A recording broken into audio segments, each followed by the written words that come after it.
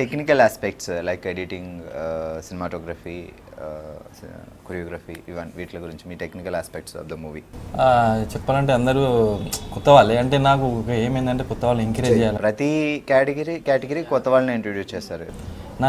నా ఏం అసలు అది యాక్చువల్గా చెప్పాలంటే అంత కొత్త వాళ్ళని ఎంకరేజ్ చేయాలి అంత టీమ్ అని ఒక ఏం. అందుకే కెమెరామెన్ ప్రసాద్ గారు అని, అంటే యాక్చువల్లీ ఒక 2-3 మూవీస్ చేశాడు, ఇంకా రిలీజ్ కాలేదు.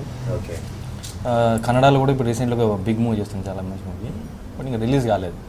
చాలా మన ఈ మూవీ ఎప్పుడు రిలీజ్ చేస్తున్నారు? ఇది 8th రిలీజ్ చేస్తున్నాం సార్. ఇప్పుడు నెక్స్ట్ ఫస్ట్ ఇదే మనదే రిలీజ్ అవుతుంది.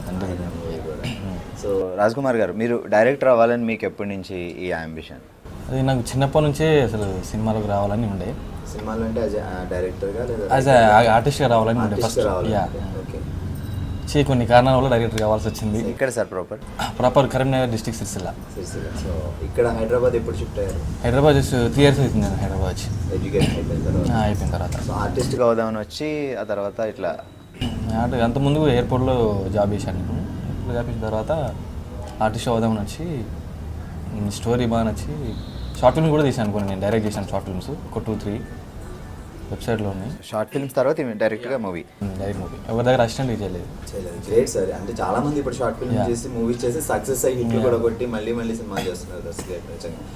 ఆ ప్రెజెంట్ ఆ సిచ్యువేషన్ బాగుంది చాలా మందికి, ఎందుకంటే చాలా రోజులు చేస్తూ ప్రతి పెరుగుతూ కంటే మీ థీమ్స్తో మీరు చేయడం ఎలా అంటే ఒక డిఫరెంట్ స్టోరీ, రొటీన్ కామెడీ అది కాకుండా ఒక ప్యూర్ ట్రూ మంచి ఫీల్ గుడ్ లవ్ స్టోరీ.